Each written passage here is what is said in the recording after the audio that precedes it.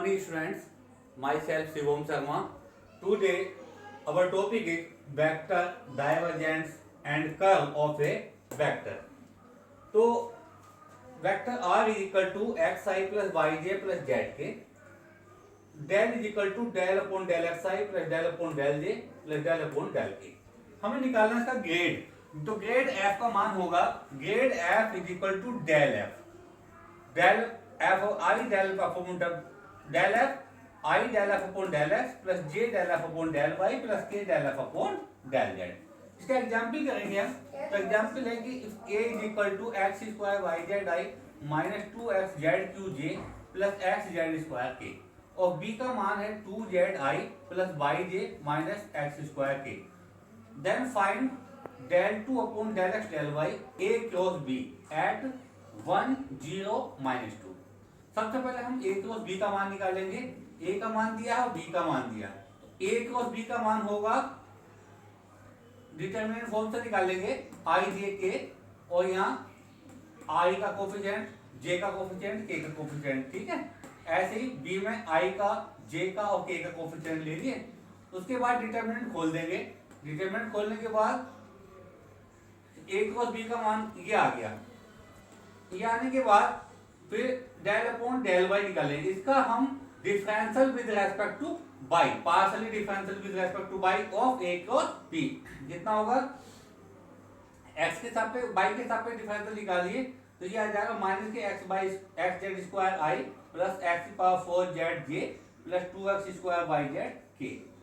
उसके बाद फिर हम इसका एक्स के साथ पे डिफरेंशियल निकालेंगे, तो partially differential with respect to x of del upon del y A cross b. कितना हो जाएगा del 2 upon del x del y A cross b is equal to minus का z square i plus 4x cube z j plus 4x y z के।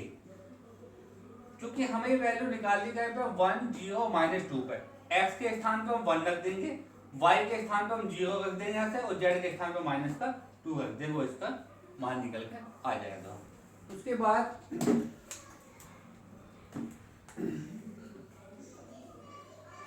Next example है if f x y z is equal to 3x square y minus का y की cube z square, तो find grad f। हमें क्या निकालना, grade f निकालना eight 1 -2 -1 पे। Grad f is equal to होता है डेल f, डेल f यानी कि i del f upon del x plus j del f upon del y plus k del f upon del z।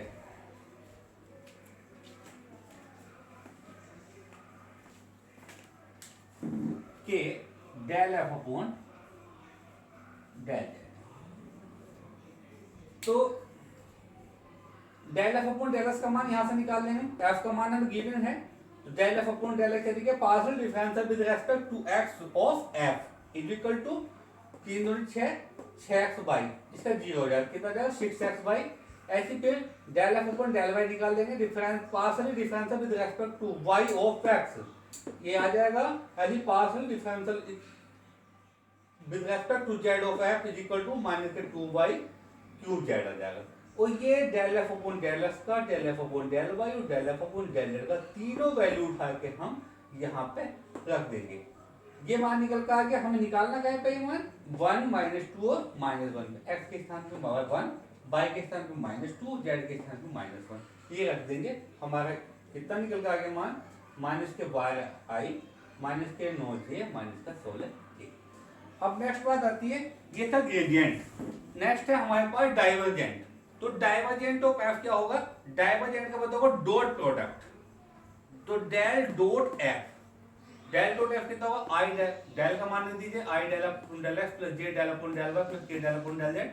Dot F का मान होगा जैसे x i plus y j plus z k ले लो, या दूसरा मान ये भी हो सकता है एफ का कि f1i plus f2j plus f3 के, ये भी हो सकता है, ठीक है।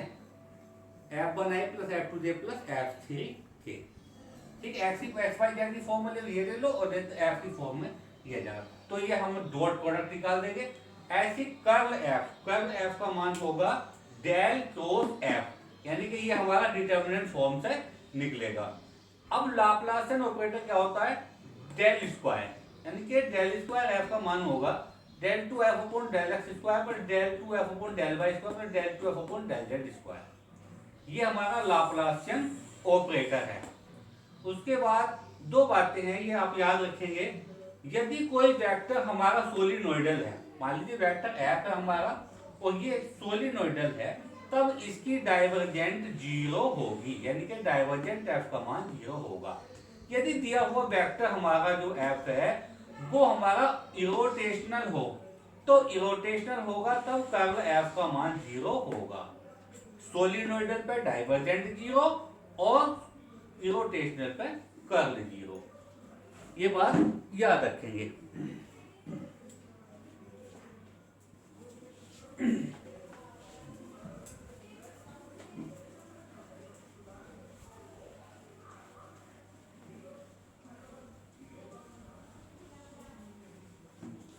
अब जैसे डाइवर्जेंट का एक सवाल ले लेंगे हम कि prove that divergent r is equal to 3।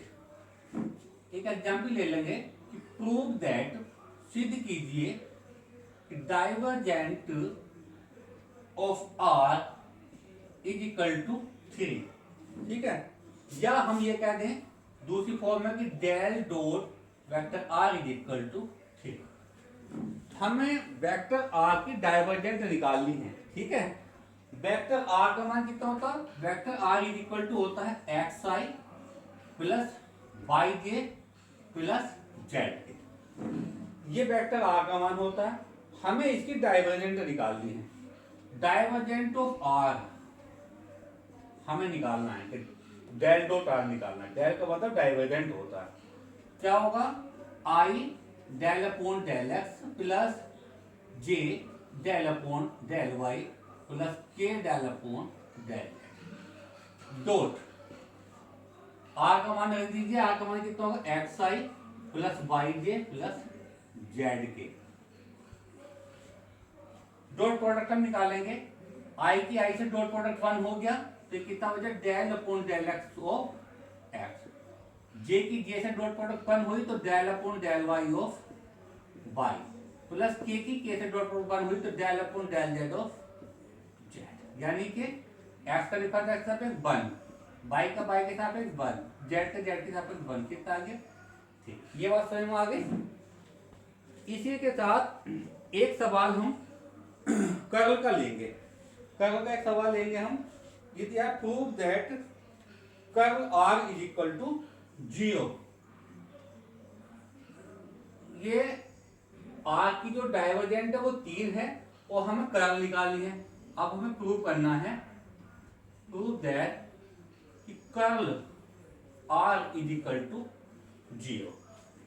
जैसे हमने डाइवर्जेंट निकाली थी, अब इस आर का हम क्या निकालेंगे? कर्ल निकालेंगे। वेक्टर आर कितना होता है? X i plus y j plus z k. We have to find the value of curl of r. तो कर्ल आर कितनी होगी? कर्ल आर का मतलब है del cross r. Del cross r का मतलब क्या है? इसकी डिटर्मिनेंट फॉर्म हो i j k, del upon del x, del upon del y, del upon del z, x y z. ठीक है, उसके बाद आई निकाल दीजिए। वाई के सापेक्ष जेड का डिफरेंस कितना आएगा? 0। उसके बाद वाई जेड के सापेक्ष वाई का डिफरेंशियल 0 माइनस जे। ऐसे निकाल दीजिए। जेड का एक्स के सापेक्ष डिफरेंशियल 0, एक्स का जेड के सापेक्ष 0 प्लस के, फिर वाई का एक्स के सापेक्ष 0 और माइनस एक्स का वाई के सापेक्ष 0। ये आ गया 0 minus 0 plus 0 that is 0।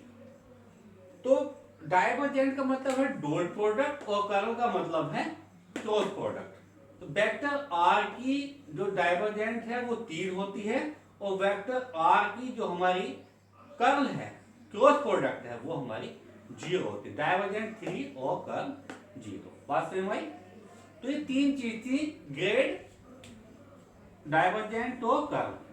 Grade और